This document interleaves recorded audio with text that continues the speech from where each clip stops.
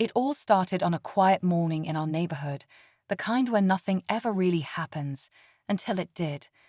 I came outside to find something I never expected: my American flag, burned, nothing left but ashes and a broken pole. That flag wasn't just a piece of cloth, it meant something. I served under that flag. It had been with me through some of the hardest moments of my life, and someone had decided to destroy it. At first, I thought it was just a random act of vandalism, until I caught wind of who was behind it. Word spread fast that a certain HOA board member, someone neighbors had already nicknamed Karen, had been going around enforcing her own version of the rules. Apparently, she didn't like excessive patriotism on display. What she did next crossed a line no one expected. Now, I wasn't the only one upset. My fellow Marines, my brothers in arms, heard what happened. And let's just say, they weren't about to let it slide. This wasn't just about a flag anymore. It became about respect, about community, and about standing up to someone who thought they could get away with anything. What happened next shook our entire neighborhood, and it's still not over. You're going to want to hear what went down when the Marines showed up. I'd lived in this neighborhood for 5 years, and up until now, the worst thing I'd dealt with was someone leaving their trash cans out too long. But ever since Karen got on the HOA board, things started changing. She had this obsession with keeping everything uniform. That meant no flags, no garden gnomes, not even holiday lights unless they matched the HOA-approved color palette. People grumbled but went along with it, until she crossed the line with my flag. The thing is, she didn't just remove it. According to a neighbor who saw the whole thing, she walked right up to my porch, took the flag down, and then burned it behind the community center. When he confronted her, she said it was a fire hazard and claimed she had the authority to do it. That's when I knew this was more than just a power trip. It was personal. I called a couple of my Marine buddies just to vent, but word travels fast in our circle, and before I knew it, they were driving in from hours away. Not to fight, not to threaten, but to show up, stand tall, and make it clear we weren't going to let this slide. The neighborhood didn't know what was coming next, but neither did Karen. And trust me, things were just getting started. When the Marines arrived, they didn't come in yelling or waving signs. They just stood together, calm but firm. A few of them wore their old jackets, others had small pins or patches, quiet reminders of where we came from and what we stood for. The message was clear: we weren't going to be disrespected. Still, we didn't want this to turn into a bigger fight. We just wanted to talk, but Karen wasn't having it.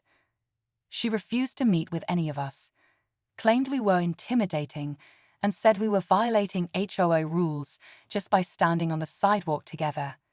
That's when another layer of the story started to unfold. A few neighbors who had kept quiet before suddenly started talking. Turns out, I wasn't the only one she'd targeted.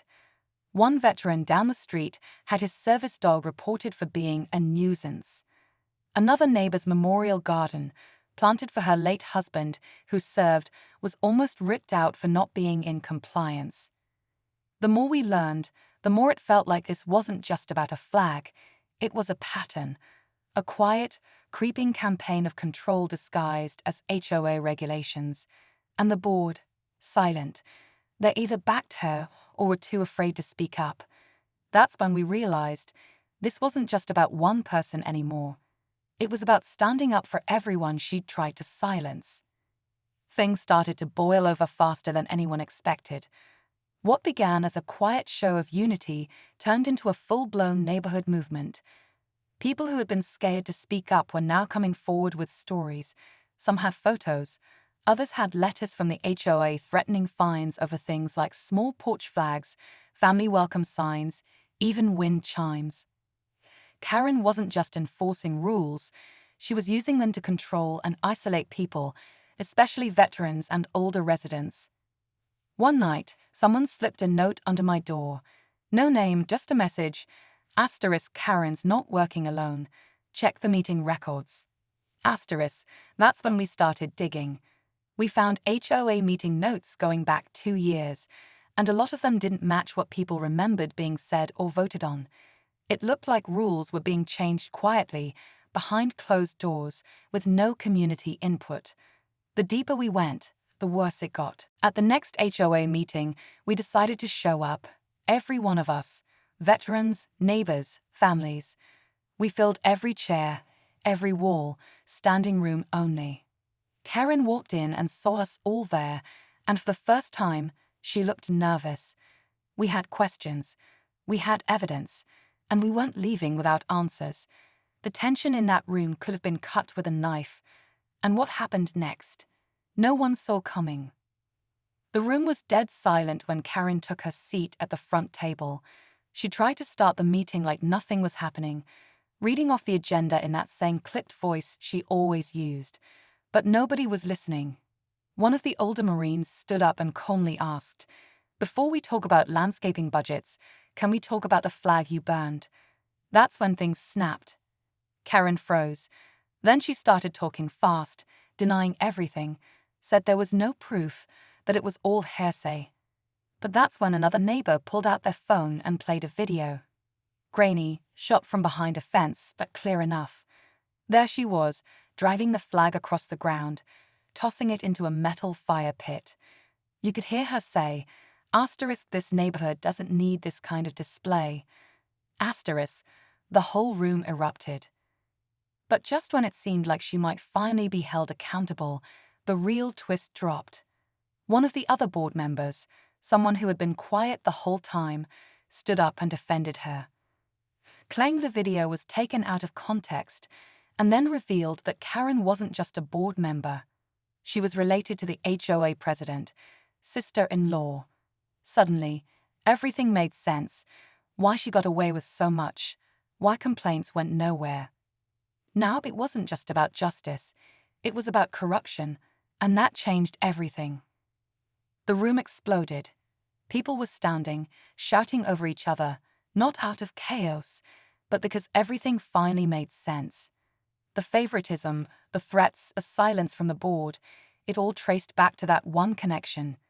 Karen had been protected from the start, her behavior swept under the rug by family ties and a system that was supposed to protect the community, not control it. That night, we demanded a vote of no confidence. According to the HOA bylaws, if enough homeowners showed up and signed a petition, we could force a full recall vote. And guess what? We had the numbers. Over 2/3 of the neighborhood signed right there in that meeting. The board president looked stunned, his hands shaking as he realized the power he'd leaned on for so long was crumbling right in front of him. That night, we demanded a vote of no confidence. According to the HOA bylaws, if enough homeowners showed up and signed a petition, we could force a full recall vote. And guess what? We had the numbers. Over 2/3 of the neighborhood signed right there in that meeting. The board president looked stunned, his hands shaking as he realized the power he leaned on for so long was crumbling right in front of him. Karen stormed out, slamming the door behind her. But before she left, one neighbor, an Air Force vet in his 60s, stood up and said, "We take care of our own. You don't get to erase that with a match." The room went quiet, and in that moment, we all knew something had changed. But just as things were settling down, one last twist hit. Someone revealed an anonymous letter mailed to several veterans in the neighborhood. Threats, legal language. The return address? A law firm that just happened to share a name with Karen's husband. The anonymous letters were the final straw. Once people connected the name to Karen's husband's law firm, it only fueled the fire. But instead of backing down, we documented everything, every threat, every fake fine, every intimidation tactic, and brought it straight to a local veterans legal aid group. Within a week, they launched their own investigation. The pressure mounted fast.